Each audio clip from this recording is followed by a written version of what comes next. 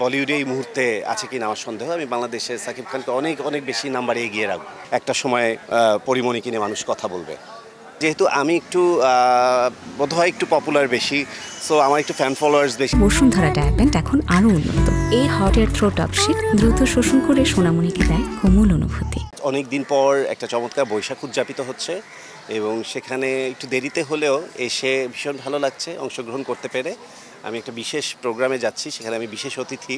তো সেটা যাওয়ার আগে আমার কাছে মনে হলো যে আমি একটু এফডিসিতে প্রাণের জায়গা, তো সেই জায়গাটাতে আমি একটু ঢু মেরে যাই। ভীষণ ভালো লাগছে, যেহেতু আমার অনেকগুলো প্রোগ্রাম আজকে একসাথে, সবগুলো প্রোগ্রামের কনসেপ্টের সাথে একসাথে ইনক্লুড করতে গিয়ে আমার কাছে মনে হয়েছে যে লাল সাদাটা আমার সাথে যাবে না আজকে, সো গোল্ডেন কালারটাকে চুজ করেছি। সেভাবেই করে এই ড্রেসটাকে রেডি করেছি। নতুন বছরে অ্যাজ ইউজুয়াল কোরিওগ্রাফিতে পাচ্ছেন, ডিজাইনিংয়ে পাচ্ছেন, অনেক কিছু প্রমোশনে পাচ্ছেন, যেহেতু আমি এখন প্রমোশন সেক্টরে চলে এসেছি। অনেকগুলো ব্র্যান্ডের সাথে কানেক্টেড আমি, এবং সামনে আমি দেশে বাইরে শো করতে যাচ্ছি, এবং খুব শীঘ্রই আমার একটা চলচ্চিত্রে অভিনয় করতে যাচ্ছি, যেটার কাজ শুরু হতে যাচ্ছে, এফডিসি থেকেই শুরু হচ্ছে। সো সব কিছু মিলিয়ে অনেকগুলো প্রজেক্ট সামনে প্রতিনিয়তই আসছে, অনেকগুলো নতুন নতুন প্রজেক্ট আমি 2025-এ ইনশাল্লাহ ডান করব।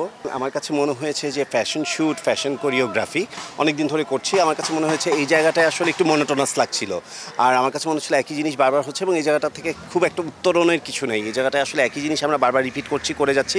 আমার কাছে আমার নিজেকে একটু একঘেয়েমি লাগছিল। সো আমার কাছে যেহেতু আমি একটু বোধহয় একটু পপুলার বেশি, সো আমার একটু ফ্যান ফলোয়ার্স বেশি, সো যদি ফ্যান ফলোয়ার্সটাকে আমার কাছে মনে হয়েছে যদি ব্র্যান্ডিংয়ের সেক্টরটাতে কাজে লাগাই, আমার মনে হয় ব্র্যান্ড ওনাররা বা ব্র্যান্ডগুলো খুব বেশি উপকৃত হবে। সেই ভাবনা থেকেই স্টার্ট করা, কিন্তু এটা যে আমি খুব তাড়াতাড়ি এত বেশি রাইজ করে ফেলবো বা এটাতে এত বেশি শাইন করতে পারবো, এটা আমারও ধারণা ছিল না।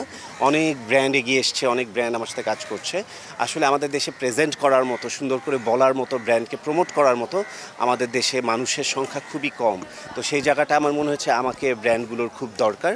ব্র্যান্ডগুলোতে আমি যদি যুক্ত হই, আমার কাছে মনে হচ্ছে ব্র্যান্ডগুলো খুব প্রপার ইউটিলাইজ হবে। আর বাকি ব্র্যান্ড প্রমোটাররা যারা ভালো করছে তারাও খুব ভালো করছে।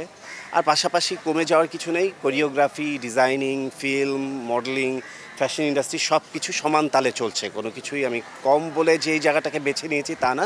আমি বরং যে জায়গাগুলো, যে সময়গুলো বেকার বা যে সময়গুলো আমাদের ফ্যাশন ইন্ডাস্ট্রি বা ফিল্ম ইন্ডাস্ট্রিতে কাজে, সেই জায়গাগুলো, স্লটগুলো খালি না রেখে আমি প্রমোশনের কাজগুলো করছি, কোনো কিছু বাকি রাখছি না আর কি। এই all over the Shakib Khan, মানে মাই গড, এত সুন্দর একটা হিরো আমাদের দেশের।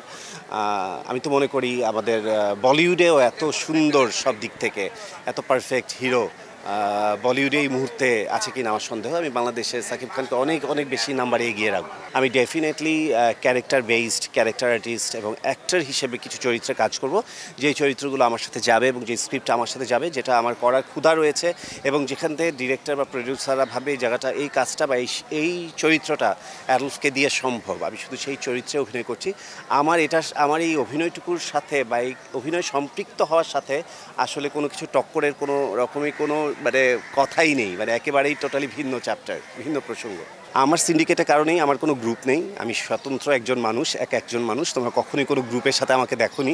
আমার বন্ধু, বাট আমাদের কোনো যুক্ত হয়ে কোনো কাজের কোনো সেই ব্যাপারগুলো নেই। আমি ওর সাথে পার্সোনালি ড্রেস ডিজাইন করি বা ওর সাথে ওর ব্যাপারগুলো দেখি, কিন্তু আমি আসলে ওর সাথে যুক্ত হয়ে সিন্ডিকেট, যে আমাদের গ্রুপে অন্য কেউ ঢুকতে পারবে না, অন্য কেউ কাজ করতে পারবে না, পরির সাথে কেউ কাজ করতে পারবে না, আমার সাথে অন্য নায়িকা কাজ করতে পারবে না, এই ধরনের ফর্মুলাতে আমি বিশ্বাসী নই। এটা কখনোই করিনি, কখনো করবও না। সেই সিন্ডিকেটের কারণে শিকার হতে হতে, নানান পদে পদে অপদস্থ হতেই নিজেই একটা ব্র্যান্ড হয়ে গেছি, যে আমার কোনো সিন্ডিকেট লাগবে না, আমার কারো কোনো গ্রুপ লাগবে না, কাউকে লাগবে না।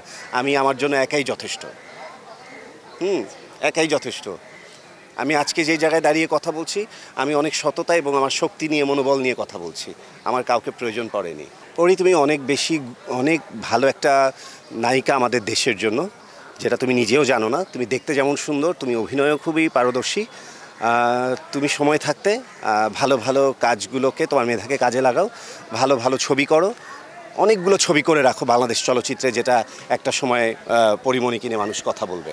বাট আমি কথা বলতে চাই ওর চলচ্চিত্র নিয়ে, ওর অভিনয় নিয়ে। আমি চাই ওকে ওই জায়গাটায় সবাই দেখুক। ওটা দেখার বা ওইটা ওই ইউটিলাইজের জায়গাটা একটু ব্ল্যাঙ্ক এখনও আমার কাছে মনে হয়। আমার সকল ফ্যান্স, আমার ফলোয়ার্স, আমার ওয়েল উইশার্স, আমার রিলেটিভস, আত্মীয় স্বজন যা যা আছে, আমার কাছে দূরের, ইভেন আমার হেটার্স, সবাইকে আমার অনেক অনেক ভালোবাসা, শুভেচ্ছা, শুভ নববর্ষ। সবাই ভালো থাকবেন, সুস্থ থাকবেন।